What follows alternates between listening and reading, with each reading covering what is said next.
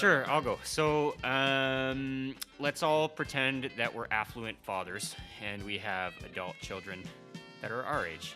I'm Okay. not affluent, but I may have adult children somewhere in the not. Okay. Well, we don't even You have really to be got started affluent, but young. say, okay, if your adult child is in need of Adult diapers. adult diapers, no. Or anything. I hope Okay, he wears if your them. adult child is in need of financial aid for whatever reason, do you provide it to them if you are able to? Incontinence. That's a reason. So is for this adult like diapers. what's the line? Like, is this kind of the question? Is where's your line in the sand? How Or long? do you that's have a kinda line in the personal, sand? like- So the reason that this question came about is I was reading a book called The Millionaire Next Door, The Millionaire Next Door, and as the sort of general idea of the book is people that struggle economically tend to be have been gifted money throughout their life from their parents, right from when they were young. Their parents sort of weakened the weak traits and strengthened the strong traits in their other kids. So sometimes you'll get an example of a brother and a sister. You know, the sister is maybe not so self-motivated. So what ends up happening in a lot of cases is parents will end up making that person weaker by saying, "Oh, you know, like she's my little darling. Like I don't think she can make it in this economic climate. You don't without need to help. get a job. You know, I'll buy like you without a help from me, you car." know, they just don't have the tools. So they end up making their kids more economically dependent by gifting them money. Whereas when people are not gifted money, they tend to, you know, if they're struggling, they have to find a way because they don't have a safety net. So that ends up being a really good predictor of how you're going to be as an adult with your finances, how your parents treat you, if they gift you money or not. I'm just curious because we're all in situations where, like, I've been in situations sometimes where, like, oh, geez, like, I wish that my parents would just, you know, toss me a couple $1,000 because I don't know how I'm going to make it this week. They aren't in a position to do that in the first place. But after reading this book, I had like a bit of a perspective shift because the thing that actually helped me in the end game was the fact that I didn't receive financial gifts. So it makes me kind of approach when I am in situations of financial hardship, I approach it differently and I try and tackle it. But my just overarching question is, where is it appropriate to provide financial aid if you can for your adult kids, or is it ever appropriate? I think there is a time and a place when it is appropriate. There has to be, like, I guess it still comes back to that line in the sand, is how important are your children to you? Like, when they become adults, are they just like out of the nest and I don't really care how you do? Like, if you're destitute and living on the street, I'm not going to make you a sandwich and bring it to you. Or is that all I'm going to do is you don't get money, I just make you a sandwich? Yeah. You know what I mean? You're not going to starve, but you're going to have a miserable life. Well, if your kid's a heroin addict who's going to spend all their money on heroin. Well, yeah, again, it's very situational, right? So That actually ties into my topic, but yeah, so like, I think all things considered, if we use the criteria that our children are similar to our situations where they're actively have jobs, they're contributing to society, they're not addicted to drugs, and they're just on hard times, I would help them out to a point if I was able to. Okay. I would Like, to what end? Like, would they? It would be an agreement based situation. Like, the way I would like to help my kids out would be to set them up to always be there for them if they screw up. Like, you know what I mean? Like, if it's like, okay, you really dropped the ball this time. Like, it's not going to be easy for you, but I'm not going to make you live on the street, kind of thing. And they know but they ultimately, can call. They're not terrified, like, or they're not going to say, "Oh, well, why even call Dad? Because he's never going to help." But I'm ultimately going to make them, like, the opposite of what you said is my whole plan with the kids, and who knows what's actually going to happen. The plan is to set them up so they have those skills and abilities to do what they need to do without me. I'll always be there. Like, here's the idea is, a lot of people have plans for their kids where they'll just pay for college. I'll set up a fund, start putting money away now before the kid's born or whatever, and then I just pay for his college. I don't plan on doing that. I plan on telling him right from the start, I can't afford for you to go to college. If you want to go, you do it yourself. Meanwhile, I am going to be saving for him the whole time. So whether or not he goes, there's still going to be a chunk. You said it on the podcast, he's going to hear this. So be like, Don't worry, your dad's actually got money. Yeah. Psych. or maybe Or just match. not. Yeah. Or- Or I'm just gonna go to Vegas. Yeah. We're gonna have to convert this all to like virtual reality head plug in order for Yeah. Tom's children. Ooh, yeah. You mean you want me to watch that on television? Yeah. On a regular screen, Dad? Exactly. No, if I can't see it in my iPort, I'm not gonna watch your old podcast. Yeah. But the idea for me, like, I guess I'm kind of sidestepping your question because I've already thought about this. But the idea for me is to have them build those skills so that when the time comes, it's like, say they don't go to college, say they get a trade first, and then they don't need the financial help. It's like, okay, well, you want to buy your first house, or you have this business venture you want to do, or this thing. Here's some help. Boom, you did good job at life. Here's your little bonus for doing so good. Mhm. You know, or they become a meth addict, and now I got to do my part to help the first couple of tries at trying to break their addiction, and that's what I use that money for. So say they racked up, cheap. just say your kid racked up $20,000 in consumer debt, and now they're unable to afford a down payment for a house. Say for example. So Do and I then they have come this? to you Do and I say, have like, this already, or have I already?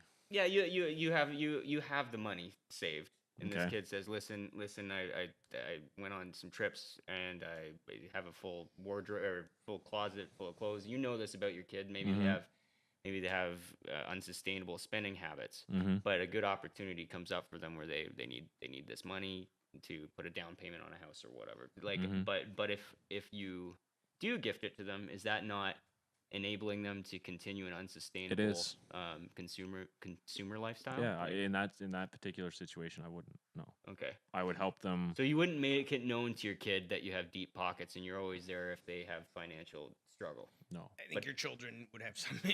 They'd have some slight inclination. they that, would like, know, like, my parents are doing okay or they're Yeah. not, based on. but I think they're gonna. Society. It's got to be right from the start, kind of approach. It's got to be, we're in Walmart because I need to get groceries, and the kid's like, I want a toy, and parents would be like, just shut up. Here's a toy.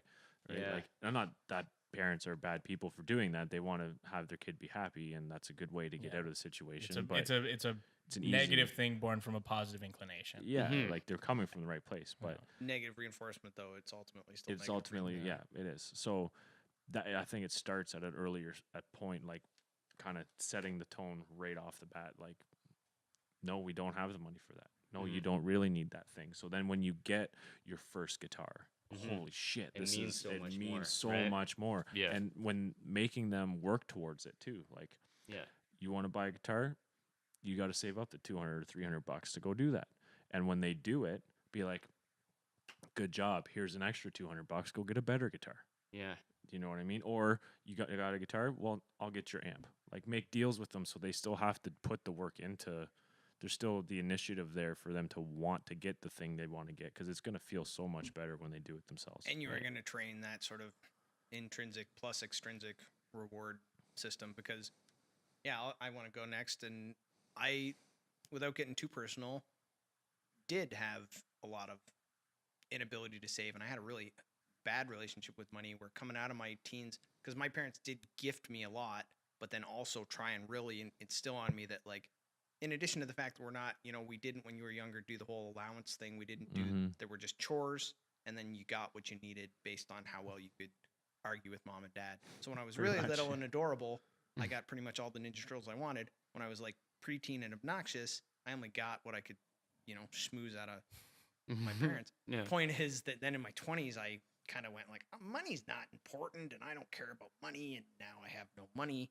Mhm. And so now I'm going back, I was like, okay, Dad, this time I have a plan, and you know what? I don't actually need you because I know how much I make each year and or each month, and I can crawl out of this hole. We're not going to be able to hear you if you're getting up. Oh yeah, So Well, I could have done that. Let me jump in for a second. Anyways, though, while you're there, just say that My I'm in the- opinion. I'm in the same boat. Like I had a lot of help from my parents too, so like I'm right there with you. So, and I'm not necessarily saying that's a bad thing, and I really appreciate my parents for doing that. And with the new tool that they've gifted me, I'm not actually going to accept it as a gift. I'm going to insist that there is going to be a payment plan coming back. Because the end of my point there, as I just had to get up, was what I said to my dad was, this time I could slowly save up and get the computer, but I'm probably not going to get the computer till the end of the summer, and I could potentially make a lot more money and have a lot more success and also a lot more happiness if I had the computer right now. Do I deserve the computer? Probably not. Am I gonna do the same thing for my kids? I'm really not sure, because then I'm faced with this whole, it's the same argument of like, I think we should eat nothing but vegetables for the rest of my life, but I grew up eating potato chips and ice cream. So how can I tell the rest of the world, like, stop eating sugar and meat, guys, and never touch another potato chip in your life? By the way, I've eaten enough potato chips for like 60 people lifetime in my life so far. So it's like, so yeah, it's going to depend on how much I love my kids. I think as So be none the of favorite, children. I think this what is the most interesting about this conversation, and anyone watching and knows us is gonna be like, why are you guys even talking about this? Because none of us have kids. Yeah. But we're all adults. It's important to have the perspective on it, though. Yeah. Now, like before we wrap, I just want to, because I've had a lot of help from my parents over the years, and I think probably more so than anyone else at the table, because I've been terrible at managing my money, and I have parents who have been able to help me along the way, which has been really great. But at the same time, and I'm not, and I would like to say up front that I'm not blaming them for putting me in the situation I'm in, because they taught me the same financial lessons that that the system taught them, which is none.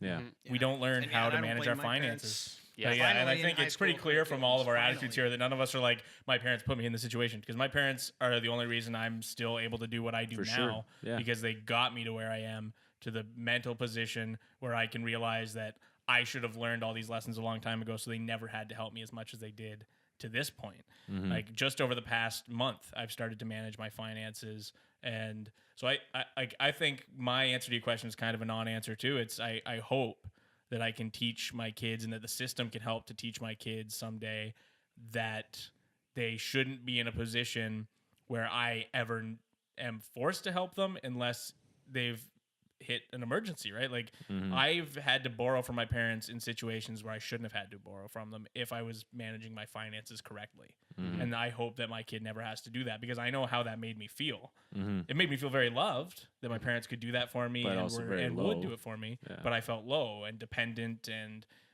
like I was still suckling on the teat, like it's not a good feeling to feel like you. Money is a subversion of the power process. The real power process is feeling good through that accomplishment of like, I did this.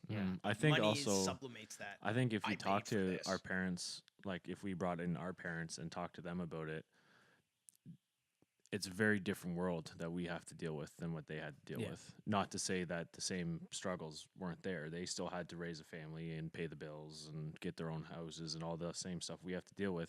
This financial environment's a little bit different. There's more people. There's Job less environment. jobs. Yeah. How many career type jobs have you had already in your lifetime, in your working lifetime? 5. I've had 5. I think I'm on like 2 or 3. Yeah. I've made a lot of coffee. So You've like had the a couple career style Oh, jobs. it's constantly it's constantly changes. Yeah. See, I don't like the word career. I don't think it means anything to me. Well, I think it misrepresents the actual idea of what people do in society, like Yeah. how many people actually have a career that they maintain for their entire We were lives. talking about that a little bit yesterday, how you just kind of constantly shift from thing to thing throughout this journey, right? Like Somebody who wasn't one of my parents gave me great advice when I was working at a co-op position at a local business. He said, like, the question was, do you want to come back and work here? And then of course the answer is the weird student who's not done school yet. You kind of do the like, yes, sure. But then there's also the like, but also maybe I want to live in Toronto and never come back here. So, but he said to me, I don't actually really care. I want to tell you that I think you're going to like shift and slide through a bunch of career paths the way that people of my generation, because he was about my parents' age, they tend to think like you find your career path And you stay stick in that to it. track. Yeah. Like, yeah, I'm skating all over the freaking ice rink if we're speed skating around in our career paths here. But But what it that's- does for you is it gives you extra transferable skills. So when you like, even if you're constantly moving from one to another, you're gaining more skills along the way to make you better at whatever those things are that you're doing. Yeah, If you're all still in you've the ever race. done was be an electrician, you're never going to know anything other than being an electrician, unless you go out of your way, like your hobbies give you extra skills or whatever. You have to go looking for those things. But to bring it back around, I still think that I think we're all on the same page. Yeah. You help your kids when you have to, but let's And try hopefully not you to, don't have to. Hopefully, you don't have hopefully to. they have the the scaffolding in place to manage to hold themselves up. All right. Mhm. Yeah, that's our time on that. Who wants the next topic?